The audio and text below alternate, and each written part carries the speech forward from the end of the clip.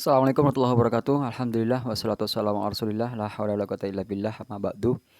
Saya ini masuk Islam sejak lahir. Artinya saya beruntung dilahirkan oleh orang tua yang muslim. Coba bayangkan bagaimana kalau kita lahir dari orang tua yang non muslim dan ternyata agama yang benar itu adalah Islam. Kita harus sibuk cari-cari itu. Kita cukup diuntungkan karena lahir langsung dalam keadaan Islam. Dan ternyata 5 penemuan muslim yang mengubah dunia. Masya Allah, luar biasa ini. Langsung saja, yang pertama adalah kopi. 1,6 miliar cangkir kopi dikonsumsi setiap hari di seluruh dunia. Menurut catatan sejarah, tahun 1400-an kopi menjadi minuman yang sangat populer di kalangan umat Islam di Yaman, semenanjung Arab Selatan. Sebuah legenda mengatakan bahwa seorang gembala, beberapa mengatakan di Yaman, beberapa mengatakan di Ethiopia, memperhatikan bahwa kambing menjadi sangat energik dan gelisah setelah memakan biji dari pohon tertentu. Gembala itu kemudian memberanikan diri untuk mencoba memakan biji tersebut sendiri. Selepasnya ia merasa ada tambahan energi ekstra. Sering waktu, tradisi memanggang biji hitam itu populer. Biji itu dibenamkan ke dalam air untuk menghasilkan minuman yang kemudian terkenallah kopi. Nah itu. Awalnya dari Ethiopia atau Yaman. Kopi berasal dari dataran tinggi Yaman yang menyebar hingga ke seluruh wilayah Kekaisaran Ottoman, kerajaan Muslim terkemuka abad 15. Kedai yang mengkhususkan menjual minuman utamanya hasil olahan kopi baru mulai bermunculan di seluruh kota-kota besar peradaban Muslim seperti Kairo, Istanbul, Damaskus, Baghdad, hingga menyebar ke Eropa. Kopi ya, luar biasa kopi. Yang kedua, Aljabar. Banyak siswa sekolah menengah berjuang lulus di kelas matematika. Ternyata aljabar itu dikembangkan oleh ilmuwan besar dan matematikawan Muhammad bin Musa al-Khawarizmi. Al-Khawarizmi di Persia dan Irak. Kisaran 780 sampai 850. Ini. Jadi Al-Khawarizmi ini menjelaskan bagaimana menggunakan persamaan aljabar dengan variabel yang tidak diketahui untuk memecahkan masalah dunia nyata seperti perhitungan zakat dan pembagian warisan.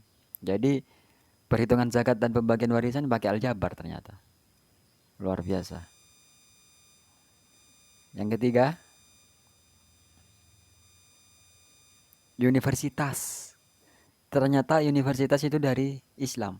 Awal mulanya adalah imam masjid ini sering mengajari santri-santrinya tentang ilmu Al-Quran, hadis, fikih. Ya. Karena masjid multifungsi memang. Ketika dunia muslim bertumbuh, para imam merasa membutuhkan lembaga formal yang kemudian dikenal sebagai madrasah. Jadi madrasah ini khusus untuk pendidikan. Madrasah resmi pertama ada di Al-Qarauni, didirikan pada tahun 859 oleh Fatimah Al-Fihri di Fez, Maroko. Pertama kali ada di Maroko, Afrika Utara. Sehingga banyak siswa-siswa belajar lulusan terbaik di Afrika Utara itu. Siswa diajarkan oleh para guru selama beberapa tahun dengan dibekali beberapa mata pelajaran mulai dari ilmu populer hingga ilmu-ilmu agama. Lah, jika guru sudah menganggap siswa-siswa itu memenuhi syarat, dikasih sertifikat yang sekarang disebut ijazah. Nah, ini menyebar di Al-Azhar tahun 970-an, kemudian berkembang di madrasah seluruh Timur Tengah. Nah, ini contoh gambarnya. Lalu diterapkan ke Eropa-Eropa dengan gelar sarjana itu tadi, dikasih sertifikat lulus. Selanjutnya marching band militer. Ternyata ini dari Muslim. Banyak siswa di sekolah tinggi di dunia barat yang akrab dengan marching band. Sekelompok musisi mereka melakukan pawai ke lapangan selama acara olahraga untuk menghibur penonton dan menghibur para pemain. Asal muasalnya dikembangkan dari marching band militer selama zaman gunpowder di Eropa. Marching band dirancang untuk memotivasi prajurit selama pertempuran. Ini ternyata dari Ottoman, dari 1300-an yang memompa adrenalin tentara Ottoman hingga menjadi salah satu kekuatan militer yang paling kuat di dunia. Mehterband namanya. akan bermain musik dengan sangat keras. Hal itu biasanya mampu menakuti musuh hingga mereka mundur dan mendorong sekutu termotivasi berperang lebih jauh. Menggunakan drum besar dan simbal, suara yang dihasilkan oleh band Mehter mampu meregangkan otot para prajurit sebelum melakukan perjalanan. Nah, ini dari Ottoman. Kala Balkan dikuasai oleh Ottoman antara abad ke-14 hingga ke-16, band Mehter merupakan bagian dari tentara Ottoman yang menakutkan bagi pihak lawan.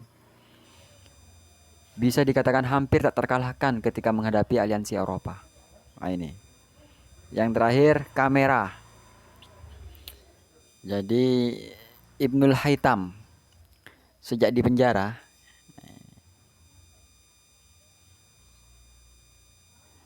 tahanan rumah oleh Fatimiyah, penguasa Al-Hakim.